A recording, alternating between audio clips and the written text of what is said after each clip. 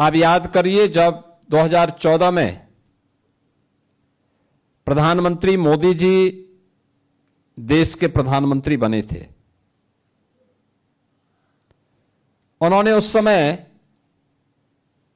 देशवासियों को कहा था कि बिना भेदभाव के शासन की योजना का लाभ हर एक तबके को देंगे, बिना जाति के, बिना क्षेत्र के, बिना भाषा के भेदभाव के बगैर। और उस समय उन्होंने कहा था सबका साथ सबका विकास।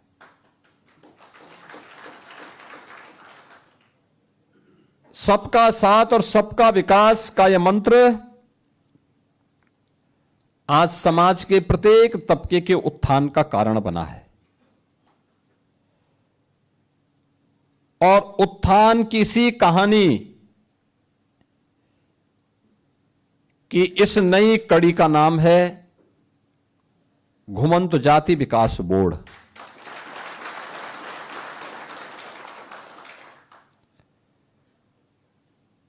वास्तव में जितनी भी घुमंतु जातियां वर्तमान में हैं देश के अंदर, यह सच है कि बाबा साहब डॉक्टर भीमराव अंबेडकर जी के कारण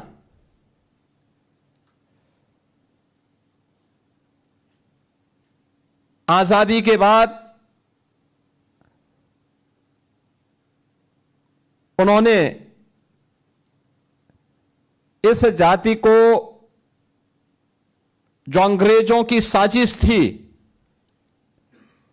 जिन्होंने क्रिमिनल ट्राइब के रूप में इन्हें आपराधिक घोषित किया था, उस कलंक को मिटा करके बाबा साहब भीमराव अंबेडकर ने 1952 में देश के अंदर विमुक्त जाति इन्हें घोषित किया। याद करिए,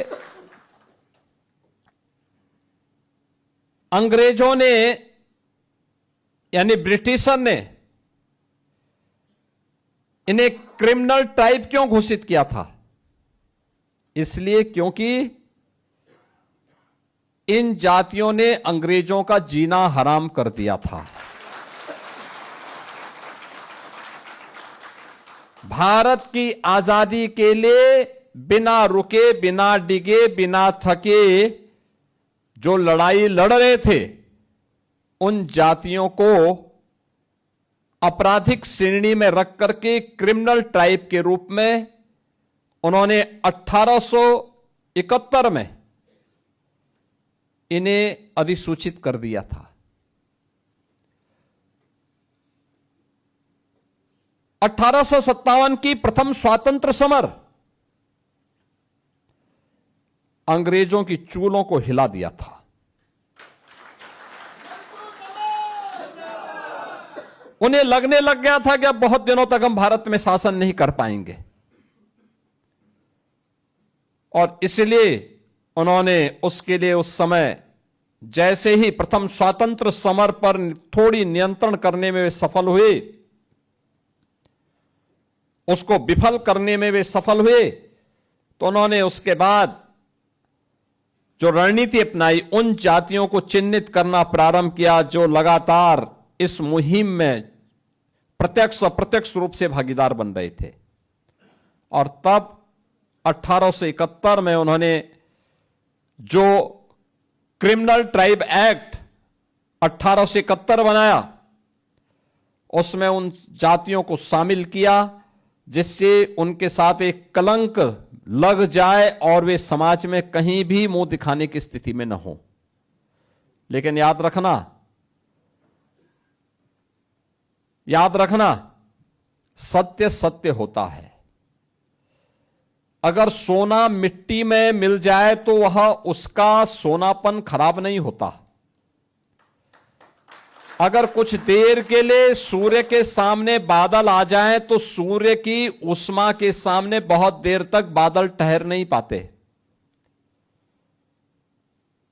स्वतंत्र भारत में बाबा साहब भीमराव अंबेडकर ने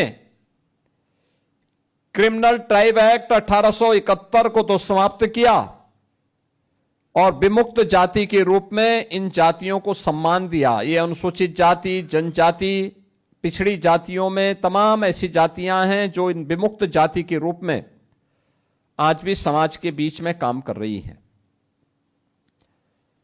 लेकिन इनके विकास के लिए, उत्थान के लिए जो कार्य होना चाहिए था वह नहीं हो पाया। पहली बार 2014 में, आजादी के बाद पहली बार 14 में मोदी जी ने इसके लिए एक आयोग का गठन किया।